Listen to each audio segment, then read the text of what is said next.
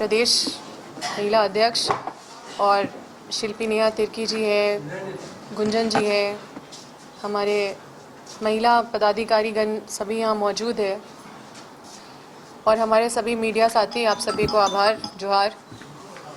देखिए, आप लोग जानते हैं कि देश भर में बीजेपी के द्वारा भ्रम फैलाने का पूरा प्रयास किया जा रहा है। पूरा प्रचार प्रसार हम देख रहे हैं। झारखंड में भी सांसद हो या विधायक हो, जो पढ़े लिखे जिनको समझते थे वो भी अनपढ़ की तरह, एकदम ऐसे अज्ञानी की तरह सड़क में जाके महिलाओं को ऐसे गुमराह कर रहे हैं। सब जानते हैं कि यहाँ पे हमारे देश में बहुत कम पढ़े लिखे लोग हैं और भ्रम फैलाना बहुत आसान है। ज़्यादा आबादी हमारे देश में किसान वर्ग के है और लगभग अधिक से अधिक लोग तो गांव में रहते हैं और 30% मुश्किल से पढ़े लिखे लोग हैं। और वो लोग जानते हैं कि 30% लोग में भी मुश्किल से 1% लोग हैं जो कानून को अच्छे से समझते हैं। इसलिए इस व्यवस्था में भ्रम फैलाना बहुत आसान है और ये लोग इसी का इस्तेमाल करते हुए पूरे देश भर में भ्रम फैला रहे हैं। और सबसे दुख और शर्म का बात तो ये है कि माननीय प्रधानमंत्री जी को इतिहास भी याद रखेगा कि पहले प्रधानमंत्री हैं जो प्रधानमंत्री का कुर्सी का इस्तेमाल करके पूरे देश भर में झूठ और भ्रम फैला रहे हैं। मतलब आप लोग भी चौथा स्तंभ है और संविधान के चौथा स्तंभ है और संविधान का ये किताब है, ये संविधान का किताब है।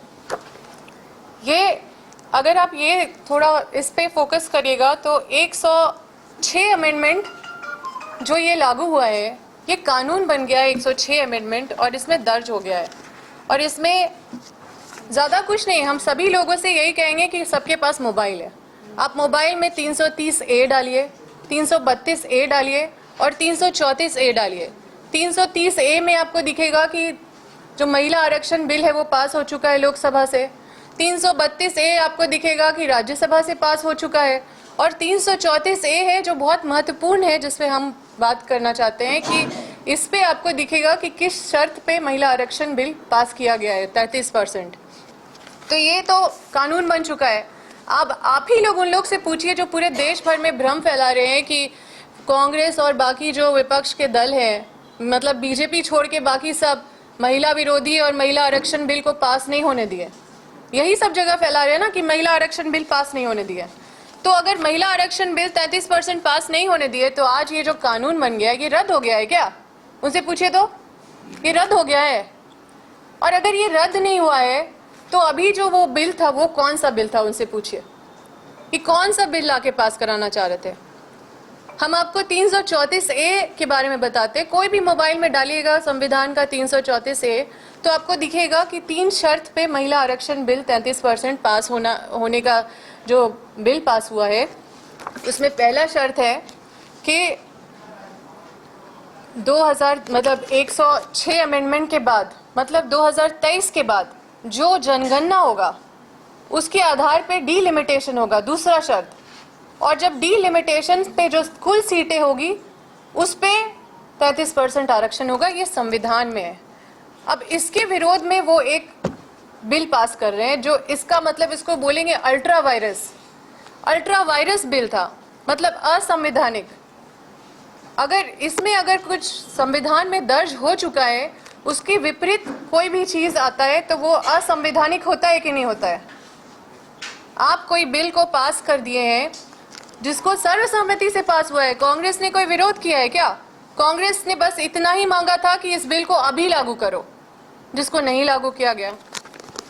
अब वो लोग भ्रम फैला रहे हैं कि कांग्रेस ने पास नहीं होने दिया और सिर्फ बीजेपी है जो महिला मतलब हितैषी है। तो ये सारा जो है, ये जो अखबारों में जो आया है, इतना सारा जो अखबार में समाचार, ये तो मेरा समाचार नहीं है, ये तो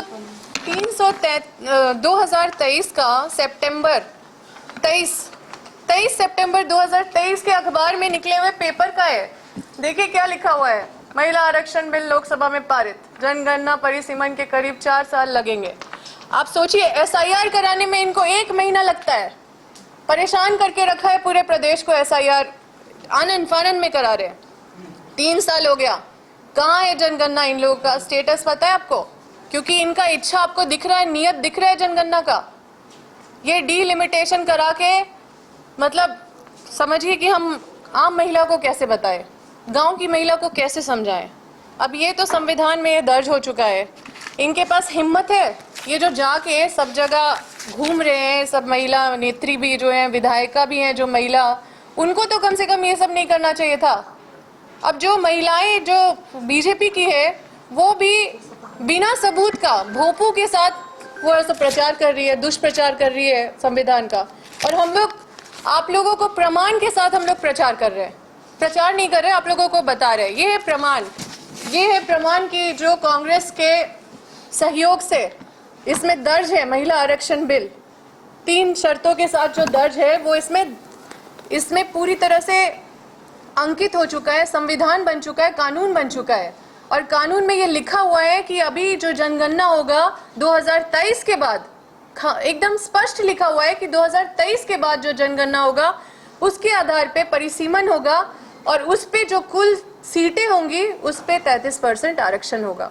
अब ये कानून बन चुका है, अब इसके विरुद्ध में कोई भी चीज़ असंवैधानिक है कि नहीं है? तो ये बहुत सिंपल सा बात है समझने के लिए। अब इनसे पूछिए कि कौन सा बिल पास करा रहे थे। अब सामान्य सत्र तो नहीं चल रहा था, चुनाव के बीच में अचानक से इनको याद आता है, महिला प्रेम आता है, महिला हितैषी बन जाते हैं चुनाव के बीच में और अचानक से जागते हैं और विशेष सत्र रखते हैं 3 दिन के लिए। और 3 दिन के लिए विशेष सत्र में ये एक छल करने के लिए, महिलाओं का वोट लेने के लिए, महिलाओं में भ्रम पैदा करने के लिए, 5 राज्यों में इनको कैसे फ़ायदा हो ये पूरे इलेक्शन के टाइम में, इसके लिए ये पूरे देश भर में भ्रम फैलाते हैं। और सोचिए कि प्रधानमंत्री जी पूरे देश को ऐसे संबोधन कर रहे हैं जैसे कोई नेशनल क्राइसिस है। कोई नेशनल क्राइसिस था या पॉलिटिकल क्राइसिस था उनका? और पूरे देश भर में एकदम बीजेपी के प्रवक्ता की तरह, वो तो देश के प्रधानमंत्री थे, उनको तो कांग्रेस, फलाना पार्टी, ये पार्टी, वो पार्टी 10-10 बार बोल के सब पार्टी को महिला विरोधी है, ये है, वो है बता रहे हैं। क्या उनको शोभा दे रहा है? क्या उनके पद की गरिमा मतलब छोटी नहीं हो रही है, गिर नहीं रही है इस तरह से? और गलत कानूनी तर्क के साथ ये अपना राजनीतिक मंतव्य पेश कर रहे हैं। ये कितना शर्म का बात है, ऐसा सत्तारूढ़ लोगों को शोभा नहीं देता है। ये जो बिल है, जो महिला आरक्षण बिल है जो पास हो गया है, कांग्रेस पार्टी इसको लेके सभी लोगों को बांटेगी और दिखाएगी कि ये बिल पास हो चुका है और इनके भ्रम में मत रहिए। और ये जो बिल, ये लोग जो छल करके जो अभी चुनाव के बीच में लाने का प्रयास किए, जो गिर गया, उसको ये लोग कभी नहीं बांटेंगे। इनको बोलिए कि हिम्मत है लेके जाने का कि कौन सा बिल पास कराने के लिए गए थे। ये वो बिल है, हम देते हैं आपको। यहाँ पे कहीं महिला बिल नहीं लिखा हुआ है, आप देखिए इस बिल को हम आपको देते हैं, आप इसको रखिए और देखिए। और ये हम लोग सभी महिलाओं को पूरे प्रदेश में सबके हाथ तक पहुँचाने का काम करेंगे। सभी को संविधान का जो दर्ज हुआ है, जो अंकित हुआ है महिलाओं का आरक्षण 33%, उसको हम लोग बतलाने का काम करेंगे। और चूँकि गांव की महिलाओं को समझाना है हमें, क्योंकि कहाँ गया वो डब्बा, उसमें साथ में डाल, तो हम कुछ लाए थे, गिर गया है, नहीं वहाँ डब्बा।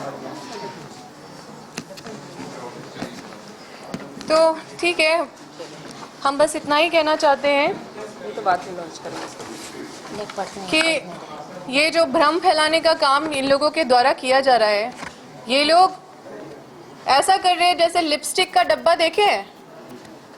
मतलब महिला परिसाधन में ही हम समझा रहे हैं, क्योंकि महिला बिल का बात है। तो लिपस्टिक का डब्बा जो है उसके अंदर नेल पॉलिश डाल के दिखा रहे हैं कि हम लिपस्टिक दे रहे हैं, और वही नेल पॉलिश लगा के इनके होठ में ही विपक्ष लगा दिया और इनका मुंह चिपक गया है। अब तो इनके पास अब मुंह दिखाने के लिए और झूठ बोलने के लिए, झूठ फैलाने के लिए उसके सिवा इनके पास कोई रास्ता नहीं बचा हुआ है। और ये जो निचले स्तर का राजनीति ये लेके आए हैं और ये जो पूरे देश को गुमराह करने में लगे हुए हैं, उसको कांग्रेस पार्टी पूरा संघर्ष करेगी। और इस तरह से लोग गुमराह नहीं हो, उसके लिए हम लोग का पूरा सड़क से लेकर सभी एक एक महिलाओं तक हम लोग जाके इस सच्चाई को पेश करेंगे। धन्यवाद। घर रहने का मकान भर नहीं, ये खुशियों की तिजोरी है। दरवाजे पर दस्तक देता पड़ोस, खिड़कियों से उमड़ आता आसमां, तारों में उलझी ऐसी ना जाने कितनी दास्तां। कहती हैं चले डायमंड सिटी, एक सफर हम सफर के साथ अपने घर तक। Diamond city, life long bonding, 500 से ज्यादा खुशहाल डायमंड परिवार। जल्दी करें, सिर्फ 200 फ्लैट बाकी। आज ही बुक करें अपना आशियाना।